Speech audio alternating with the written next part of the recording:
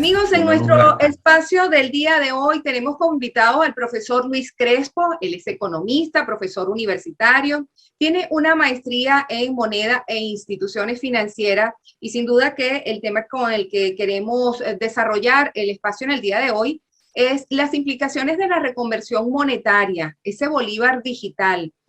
Profesor, gracias por recibir nuestra invitación y queremos realmente conocer desde la perspectiva de quienes saben la materia económica mucho mejor que el común del venezolano, si realmente este bolívar digital va a ser un bolívar fuerte, ya no es soberano, evidentemente, realmente van a mejorar las condiciones para el venezolano, para ese venezolano de a pie, por la decisión anunciada por el gobierno nacional de la reconversión.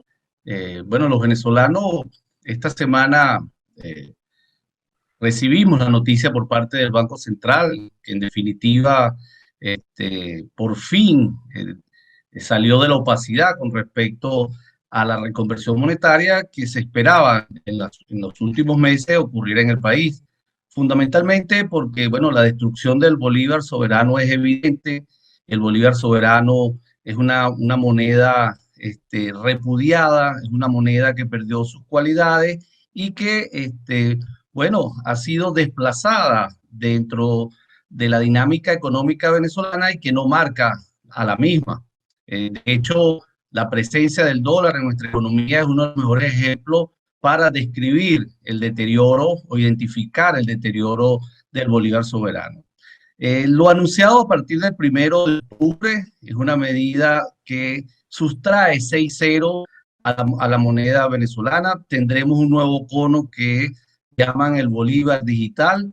Sería la segunda reconversión monetaria de Nicolás Maduro. Estamos hablando que devoraron 11 ceros en menos de 3 años. En este mes apenas el bolívar soberano va a cumplir 3 años y fallecería a partir del 1 de octubre. Estamos ante un anuncio que no es acompañado de un plan económico, no hay un conjunto de medidas en términos fiscales o monetarios que puedan permitir considerar que los problemas macroeconómicos en la economía venezolana van a ser resueltos y en definitiva consideramos que es una medida cosmética. Hay una operación de estética fundamentalmente en reexpresar ese nuevo bolívar que no resuelve el problema de la hiperinflación, que no resuelve el problema de la inestabilidad del bolívar con respecto al tipo de cambio y alguna divisa, y mucho menos da respuesta a los problemas del deterioro del poder adquisitivo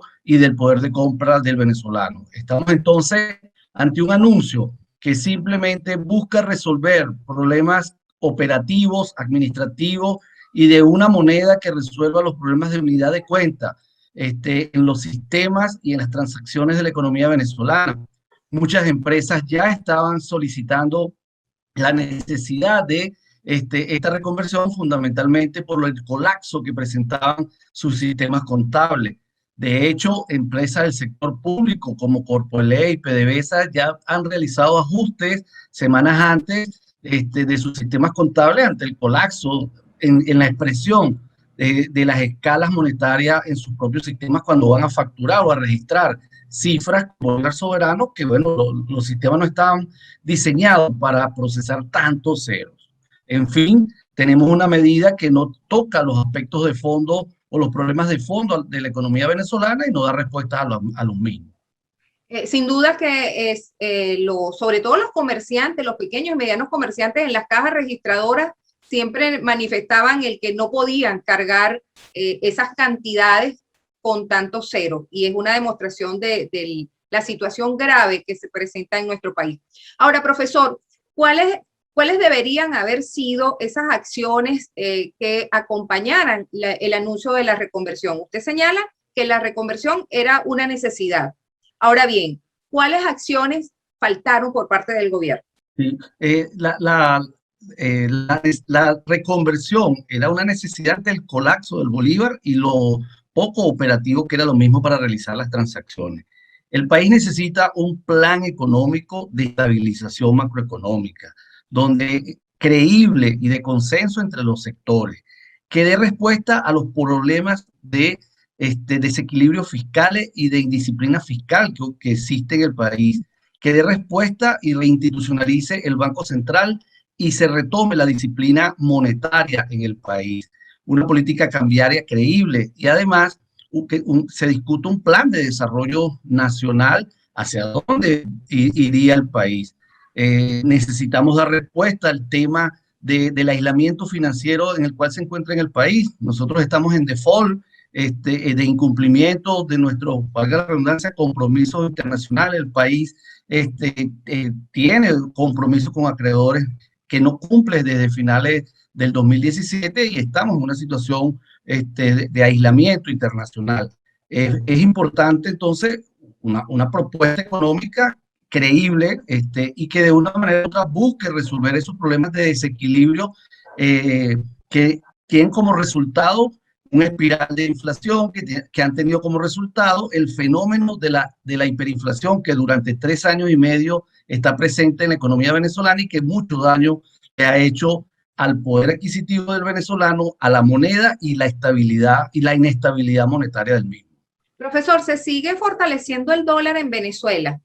El dólar irrumpió en la economía venezolana fundamentalmente por el grave deterioro del sistema monetario venezolano y específicamente ante la destrucción del bolívar. Como hemos descrito, el bolívar es una moneda prácticamente destruida que no genera confianza en los agentes económicos. Y el dólar ha sido una respuesta de los sectores económicos, las empresas como la familia, para retomar algunos equilibrios en la actividad económica. Equilibrios, por ejemplo, poder establecer un salario, poder establecer precios, poder reponer inventario. Recordemos que en los años 2017 y 2018, con altos niveles de inflación, en el caso del 2018 que superaba el 100.000%, según las cifras del propio Banco Central, prácticamente era inútil expresar esos valores en términos de bolívares soberanos. De hecho, en el 2018 ocurre la segunda conversión en el país. ¿Qué ocurre con el dólar en Venezuela hoy en día? Una moneda que permitió retomar el intercambio, que permite retomar valor si las familias aspiran resguardar el mismo. Pareciera que llegó para quedarse y por lo menos mientras no exista un plan económico creíble, como hemos descrito en momentos anteriores, difícilmente pueda instrumentarse otra moneda en el país. Por lo tanto, vemos la magnitud de la dolarización que supera más del 67% de las transacciones que se realizan diariamente en el país. Existe en el país un régimen multimoneda donde vemos que está cohabitando el dólar, el peso colombiano, otras formas de intercambio y en menor medida aparecerá ese bolívar digital donde las familias podrán realizar transacciones de menudeo con esa nueva moneda digital y que también estamos a la espera que defina un poco cómo va a ser la instrumentación de ese bolívar digital que va a convivir con especímenes físicos y el nuevo concepto de bolívar digital que viene manejando el Ejecutivo Nacional. Profesor, ¿qué recomendación se le puede dar al venezolano que está con grandes expectativas, que no sabe qué hacer a partir de ese 1 de octubre, donde se sentirá de alguna forma que metieron la mano en su bolsillo y que lo que tenía pues ya no existe? Sí, nuevamente los venezolanos estamos sintiendo esa sensación. Recordemos en agosto del 2008 que fue un hecho muy particular, la segunda reconversión, la primera de Nicolás Maduro. Allí vivimos en carne propia la destrucción de los activos familiares, que quiero describir. ¿Qué ocurrió con las prestaciones sociales de los trabajadores? ¿Qué ocurrió con las cajas de ahorro? Fueron prácticamente pulverizadas con esa conversión y que el gobierno no ofreció las medidas necesarias y suficientes para que las familias pudieran retomar o mantener el valor de las mismas. O sea, controlar la inflación. Eso no ocurrió, por lo tanto fue pulverizado ese activo de la familia. En este momento los venezolanos están en mejor posición dentro de todo lo malo. Fundamentalmente, ¿por qué? Porque asumieron la dolarización. Ahora, dentro del proceso de dolarización desordenada, hay una gran desigualdad entre los que reciben todavía su remuneración o ingresos en salario o los que están recibiendo remuneración o ingresos en dólares, que pudiéramos decir que esos segundos están protegidos, pero quienes están todavía recibiendo remuneraciones e ingresos, valga la redundancia, en bolívares, están condenados a ver nuevamente pulverizados sus ingresos y destruida su condición de vida, fundamentalmente porque no van a poder adquirir o no han venido adquiriendo los bienes necesarios para satisfacer sus necesidades. Es un tema que se viene debatiendo sobre la brecha de desigualdad que se ha ampliado en el país a partir de el tema multimoneda y cómo la administración de Nicolás Maduro no da respuesta a ese fenómeno. Por ejemplo, pretende seguir dentro de un régimen multimoneda manipulando manipulando una moneda que le da capacidad de maniobra, pagar salarios, pagar proveedores, me refiero al bolívar, mientras tanto genera todo un conjunto de distorsiones al mantener la misma. ¿Qué distorsión? Mantenernos dentro de altos niveles de inflación que nos condenan a la pobreza y nos condenan a la destrucción de los ingresos y remuneraciones de las personas, insisto, que reciben todavía bolívares en la economía venezolana. Ahora, lo absurdo de esto es que observamos que algunos empresarios denuncian que el CENIAL les cobra en euros, no les cobren bolívares cuando van a multas.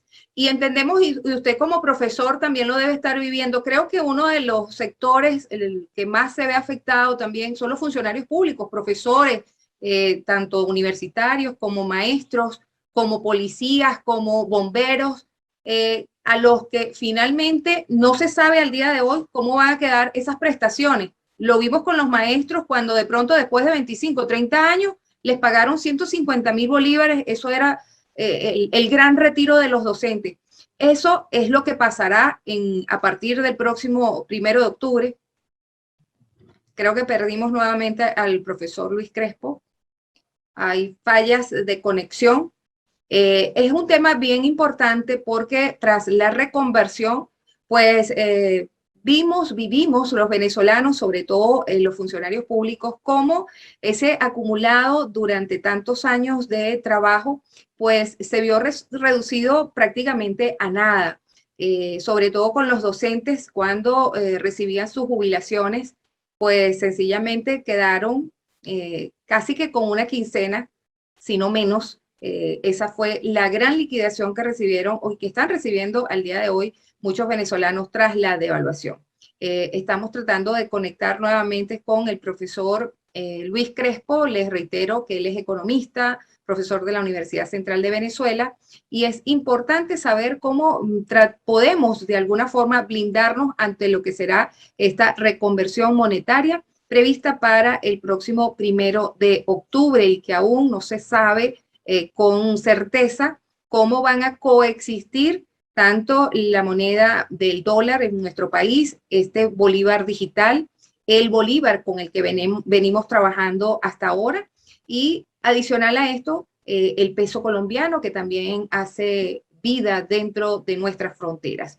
Definitivamente un panorama económico al que nunca nos habíamos imaginado que tendríamos que enfrentar, pero que resultará todo un reto. Creo que tenemos de vuelta al profesor Luis Crespo y dejaba la pregunta para el profesor, ¿cómo se puede preparar estos docentes, los docentes universitarios, los maestros, los policías, los bomberos, cuando hablamos de sus liquidaciones, cuando hablamos de sus prestaciones?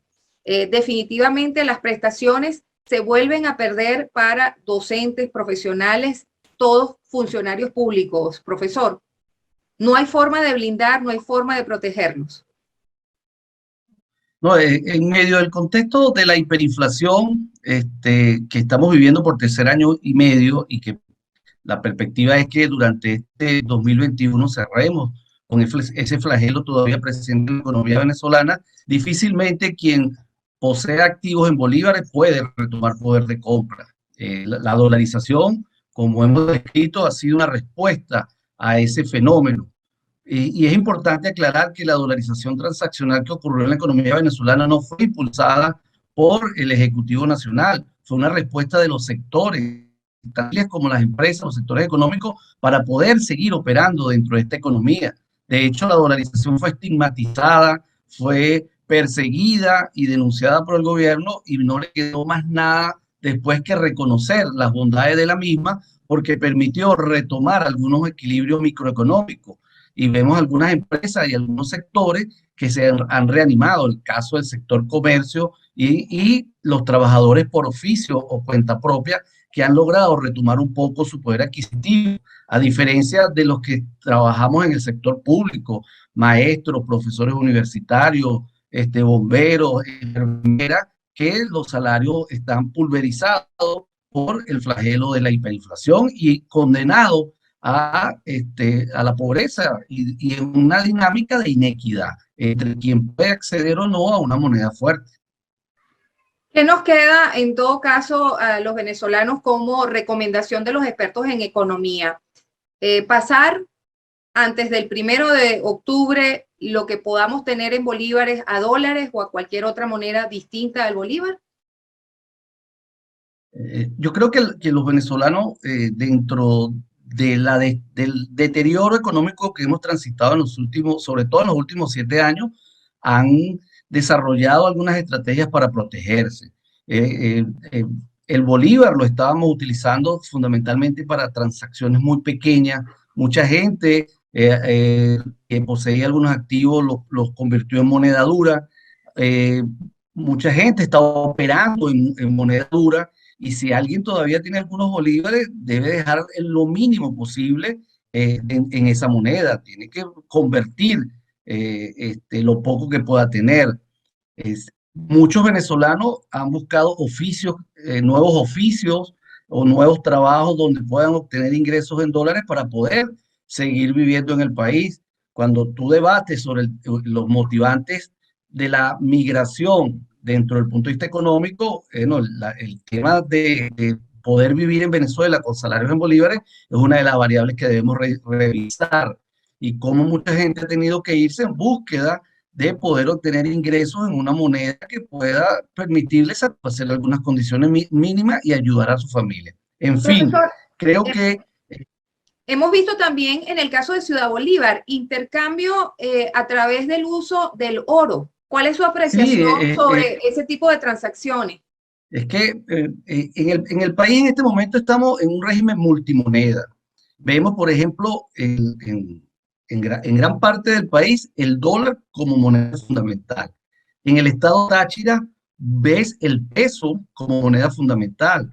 En sectores del estado Zulia convive el peso con el dólar y en el estado Bolívar los gramos de oro porque es un instrumento que tiene mucha confianza en ese estado, tiene un gran valor y la percepción que tienen las personas de ese mineral le genera confianza y está dispuesta a intercambiar mercancías por él porque, bueno, tiene unas cualidades que son atractivas para expresar valor, reservar valor y ser utilizado como instrumento de intercambio. Cuando tú revisas el tema del oro como un instrumento de intercambio, es fundamentalmente, bueno, el primer elemento, la confianza. Yo poseo unos gramos de oro, bueno, me generan la convicción de que yo reservo valor y es una de las características que incluso tiene el dinero. ¿Por qué los agentes económicos aceptamos el dinero? Por la confianza que tenemos ante él. ¿Por qué no queremos el bolívar? Porque tenemos desconfianza. ¿Y por qué desconfiamos en él? Porque pierde valor. Ajá, Luis, hablábamos entonces, el intercambio de esas piezas de oro definitivamente va a dar la solidez a esas transacciones allá. Ahora, fíjate, hay un tema también interesante, Luis, y que me interesaría conversar contigo antes de cerrar el programa, y es que el pasado 6 de diciembre la Asamblea Nacional aprobó un proyecto de zonas económicas especiales. Pareciera que fuesen zonas de libre mercado, que buscan de alguna forma estimular inversión. ¿Crees tú que realmente se pueda dar un proceso de zonas económicas especiales realmente en Venezuela con un bolívar ahora digital en el que no va a haber confianza? Mira, sobre el tema de las zonas económicas especiales, una iniciativa o es una copia de modelos implementados en China y en México. Son modelos de negocio basados fundamentalmente en garantizar un conjunto de condiciones favorables a esas empresas donde se desregulariza un tanto el marco legal y se flexibiliza las operaciones de esas empresas. Tienen una característica muy particular, andan en la búsqueda de mano de obra barata, es una de las estrategias de ese modelo de negocio. Se conocen fundamentalmente como maquilas y están, aunque en los últimos años se han modernizado y han definido estrategias de encadenamiento de sus cadenas productivas, bueno, la carencia de la discusión de un plan de desarrollo nacional genera muchas inquietudes sobre cuál es el tipo de empresas que se van a instalar en esas zonas económicas que van a tener un conjunto de condiciones especiales. Por ejemplo, se le van a dar grandes excepciones tributarias. El proyecto aprobado en primera discusión establece que existe una libre convertibilidad de las divisas en esas áreas, o sea, allí no va a reinar el bolívar digital, allí va a reinar o bien sea el dólar, o bien sea el yen, o bien sea el euro. Sí, son divisas las que van a transarse o se van a utilizar como valores referenciales en esas áreas económicas especiales.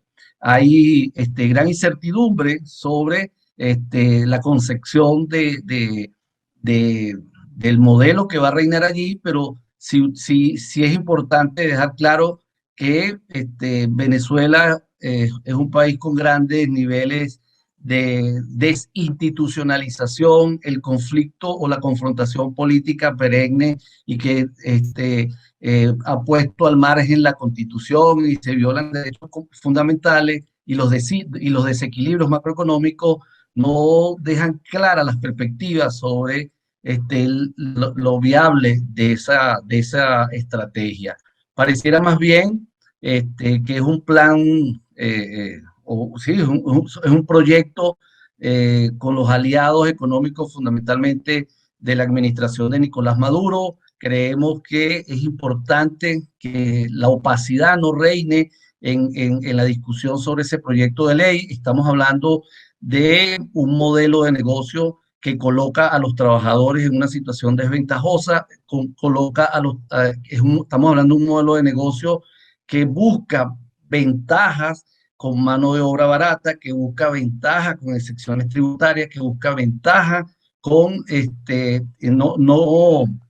no verse comprometido con la legislación laboral de los estados y que es importante que se le aclare al país, en definitiva, la concepción del mismo. Pero bueno, existe mucha incertidumbre porque estamos en Venezuela, un país con sus compromisos de acreencia internacional, con grandes desequilibrios macroeconómicos, pero también, bueno, existen algunos fondos de inversiones de alto riesgo que ven en el país la posibilidad de obtener grandes rentas a partir del tema de la dolarización y que el gobierno les pueda facilitar a niveles de operaciones económicas o garantía de sus inversiones en el país. Bueno, estaremos monitoreando entonces, profesor, lo que es la discusión de ese proyecto de zonas económicas especiales y, por supuesto, consultando expertos como usted para conocer realmente el impacto que significa pues esta propuesta de ley al venezolano de a pie, porque tenemos que entender que en ocasiones estas leyes pensamos que solamente se va a quedar en la Asamblea Nacional y resulta que por el contrario son leyes que van a ir directamente a impactar al venezolano, a la venezolana, al que se levanta a hacer el café tempranito, al que sale en su transporte a trabajar, en fin, al que hace la cola de la gasolina. Así que, profesor, muchísimas gracias por compartir con nosotros pues la perspectiva de lo que significa la reconversión anunciada para el próximo 1 de octubre. Ya lo saben, pues las recomendaciones están en la mesa, nos las han dado los expertos. Nosotros nos despedimos por el día de hoy, agradeciéndoles a ustedes permitirnos entrar a sus hogares y recordándoles que nos veremos mañana nuevamente a las 6:30 de la mañana.